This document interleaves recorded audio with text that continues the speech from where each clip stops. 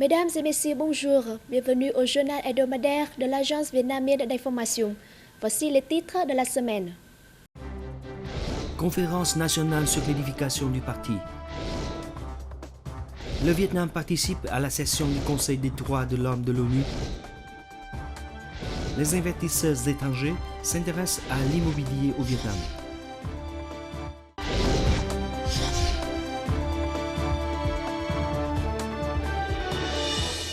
Une conférence nationale sur l'édification du Parti communiste du Vietnam a eu lieu du 27 au 29 février à Hanoï.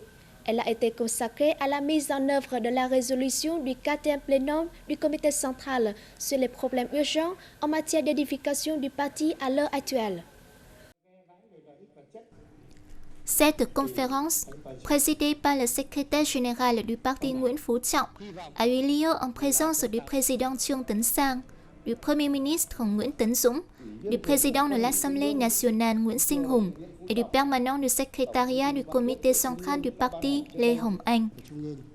Nguyễn Phú Trọng a insisté sur l'importance de cette résolution qui a défini précisément les problèmes essentiels en matière d'édification du parti pour fixer les mesures adéquates pour le règlement. Le secrétaire général a particulièrement insisté sur le fait que l'application de cette résolution entraînera un profond changement dans l'édification du parti afin de le rendre plus sain et plus puissant, à même de répondre aux exigences de la situation du pays comme aux aspirations du peuple. Cette conférence a permis aux responsables de tous échelons de connaître pleinement et profondément les objectifs de cette résolution. Ils en ont aussi saisi l'idée directrice et les points importants. Une présentation des travaux à faire dans l'immédiat comme sur le long terme a également été faite. Au final, la conférence a permis de créer un haut consensus chez les responsables pour introduire la résolution dans la vie réelle. Lors de la conférence, Nguyễn Phú Trọng a analysé les points importants de cette résolution et de la directive du bureau politique, analyse qui a mis en évidence 4 volets: la nécessité d'une résolution sur l'édification du parti, son objectif, ses préparatifs, sa sphère d'application, les contenus essentiels de la résolution du 4e plénum du comité central du parti et de la directive du bureau politique, et enfin les problèmes pouvant surgir pendant la mise en œuvre de la résolution. Pendant 3 jours, l'assistance a écouté la présentation des contenus essentiels de la directive et du projet de plan du bureau politique sur l'application de cette résolution. Il a également été question de donner des instructions sur le plan de critique et d'autocritique des cadres et membres du parti, mais aussi sur l'application du statut des actes interdits pour les membres du parti. Le Vietnam s'engage à garantir pleinement le respect des droits de l'homme à l'égard de sa population. Sur ces thèmes que s'est exprimé le vice-ministre des Affaires étrangères, Lê Lương Minh, lors de la session du Conseil des droits de l'homme de l'ONU à Genève. Selon le vice-ministre Lê Lương Minh, le Vietnam poursuit ses programmes de développement économique au profit des plus pauvres. Avec une croissance annuelle de 6% en dépit de la conjoncture défavorable, le Vietnam dispose d'une base solide pour renforcer les droits fondamentaux de son peuple, dans la loi comme dans la réalité. Le développement socio-économique, la justice sociale et l'état de droit sont les piliers de la stratégie nationale de développement. Au niveau régional, le Vietnam participe à des négociations et coopère avec les partenaires internationaux. En qualité de candidat à un siège au Conseil des droits de l'homme pour le mandat 2014-2016, le Vietnam va coopérer étroitement avec la communauté internationale pour un monde plus sûr, plus prospère et plus juste. Concernant la situation en Syrie, le Vietnam soutient tous les efforts de la communauté internationale en vue de trouver une solution conforme aux principes de la Charte des Nations Unies et du droit international. En marge de la session, le vice-ministre Lê Lương Minh a rencontré les chefs de délégation de plusieurs pays pour discuter de questions sur les relations bilatérales, la coordination dans les forums internationaux, notamment au sein du Conseil des droits de l'homme de l'ONU.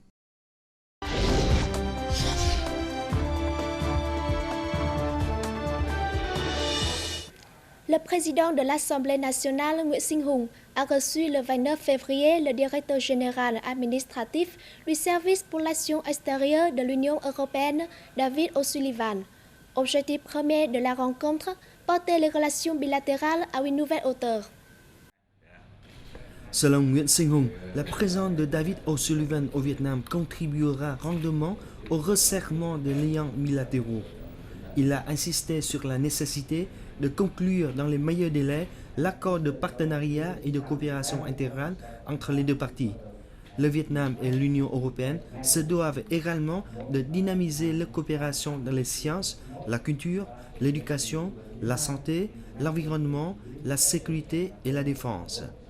De son côté, David O'Sullivan a souligné que le Vietnam était un partenaire important de l'Union européenne au sein de l'Association des nations de l'Asie du Sud-Est.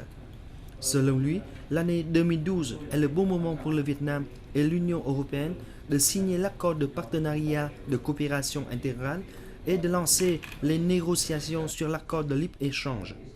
Lors de son séjour, David O'Sullivan a également rencontré le ministre des Affaires étrangères Phạm Bình Minh et le vice-ministre de la Défense Nguyễn Chí Vịnh.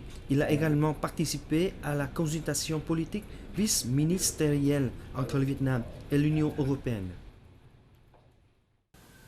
Une délégation de plus de 200 représentants d'ambassades, d'organisations internationales et d'ONG étrangères au Vietnam s'est rendue le 25 février à Ninh Bình.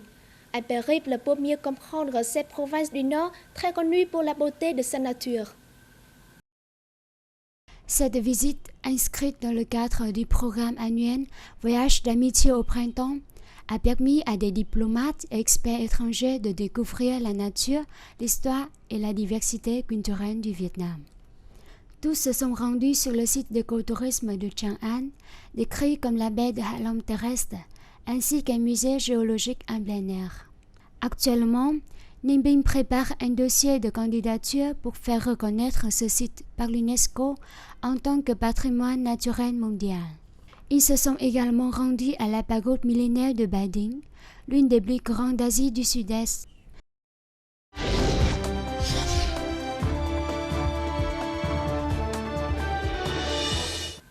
Une quarantaine de rues à tête rouge, une espèce figurant dans la liste rouge du monde, a été observée dans le parc national de Cham Chim à Đồng Tháp, dans le delta du Mekong. Un signe encourageant pour les actionnaires du site. Ces oiseaux migrateurs, très sensibles au moindre changement de leur environnement, sont revenus quasiment 2 fois plus nombreux que l'an dernier à la même période. Des centaines de grues pourraient faire escale début mai prochain dans les marécages de la plaine des Joncs où elles trouveront tranquillité et nourriture abondante. La grue, qui pèse en moyenne de 7 à 15 kg pour 1,6 m de haut, est une espèce menacée. Elle est classée vulnérable dans la liste rouge de l'Union internationale pour la conservation de la nature. Pour favoriser le retour des grues, le comité de gestion du parc national de Cham Chim a pris des mesures spéciales en termes de gestion du milieu naturel. D'une superficie de plus de 7300 hectares, Cham Chim est considéré comme le dernier fragment de la plaine des joncs naturels. Plus de 130 espèces végétales, près de 150 espèces de poissons d'eau douce et 231 espèces d'oiseaux y ont été répertoriées. Outre les grues à tête rouge, le parc est aussi le refuge de plus d'1 millier de becs ouverts et de 700 cigognes peintes, qui sont aussi des oiseaux rares. Les Hanoïens pourront bientôt contempler de leurs propres yeux les célèbres fleurs sakura du Japon, puisque 500 cerisiers viennent d'être plantés dans le parc de la Paix. Un cadeau de la région de Shukyo destiné à mieux faire connaître la culture japonaise. Depuis longtemps, le Japon est dénommé le pays de la fleur de cerisier, du nom des cerisiers ornementaux. Récemment, l'association d'amitié Vietnam-Japon de la région de Shukyo a offert 500 cerisiers japonais à Hanoï. Dans un futur proche, les Hanoïens pourront ainsi admirer la floraison éclatante des fleurs sakura au parc de la Paix.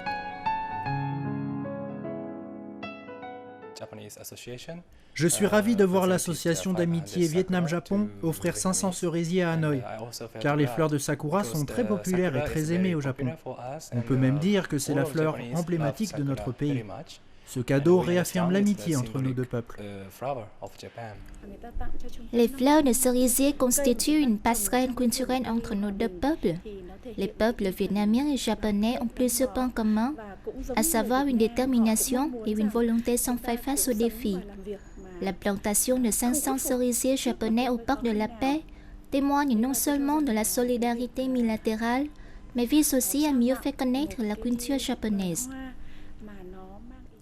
Si les fleurs de sakura sont considérées comme la fleur emblématique du Japon, à ce jour, au Vietnam, c'est la fleur de lotus rose qui est la candidate favorite.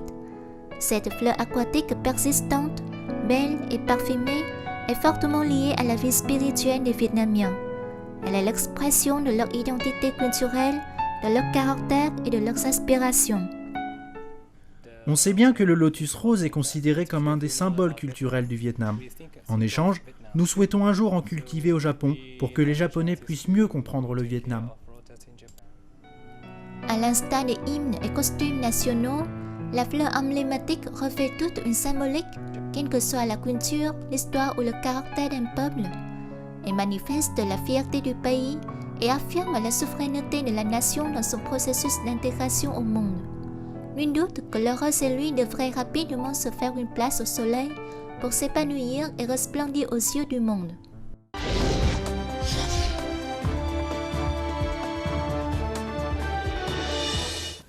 En cette conjoncture économique défavorable, l'immobilier au Vietnam retient toujours l'attention des investisseurs étrangers.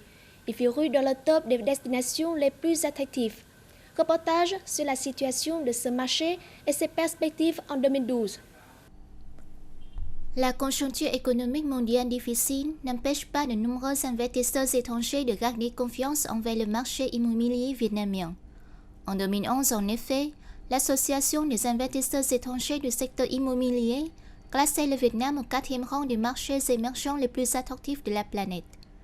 Les investisseurs singapouriens l'ont même élu premier site d'investissement de l'Asie du Sud-Est devant la Malaisie et l'Inde, preuve de la confiance que conservent les investisseurs étrangers concernant la reprise du marché immobilier dans un futur proche. En tant que premier fonds d'investissement étranger dans l'immobilier au Vietnam, nous avons obtenu l'année dernière des résultats encourageants avec près de 40 millions de dollars de chiffre d'affaires.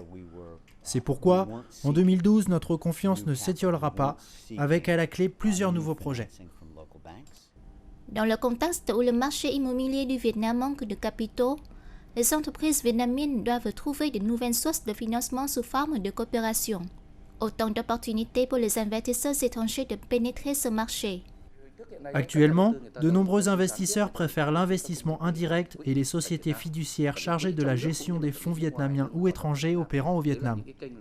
C'est pour eux le choix le plus judicieux. À ce jour, outre Hanoï et Ho Chi Minh Ville, les investisseurs étrangers s'intéressent particulièrement aux provinces de Da Nang, Nha Trang, Dalat et de Haiphong. Le flux de capitaux étrangers a été le point marquant du marché immobilier en 2011. Il s'agit non seulement d'investissements étrangers directs, mais aussi de devises envoyées par les Viet Kieu, ce qui a donné un nouveau souffle au marché immobilier. Un rapport du département de l'investissement étranger montre qu'en 2011, l'investissement direct étranger dans l'immobilier du Vietnam s'est élevé à plus de 464 millions de dollars. Et les données du département de gestion de la concurrence du Vietnam montrent que depuis le début de l'année, 73 opérations de fusion-acquisition ont été réalisées dans le pays, dont 22 pour le seul secteur immobilier avec 250 millions de dollars en jeu. Il faut faire attention à la délivrance de la licence pour les projets immobiliers, domaine qui semble toujours très sensible. Le gouvernement vietnamien a simplifié le cadre juridique concernant l'immobilier afin de favoriser les activités des investisseurs nationaux et étrangers. Ainsi, certains investisseurs étrangers en profitent pour obtenir une licence d'investissement, mais cherchent à faire traîner la mise en chantier du projet. Il est donc nécessaire d'ajouter des conditions plus contraignantes dans la délivrance de la licence. Selon les prévisions pour cette année, et en dehors des investisseurs étrangers expérimentés au Vietnam, comme les Coréens et les Américains, nombre de nouveaux fonds d'investissement seront créés dans le pays avec l'arrivée de plusieurs investisseurs d'Asie et du Moyen-Orient. Et ce sont les projets de construction de centres commerciaux et d'appartements de moyenne gamme qui intéresseront plus particulièrement ces investisseurs étrangers dans les temps à venir. C'est la fin de cette édition. Merci de l'avoir suivi. Au revoir et à la semaine prochaine.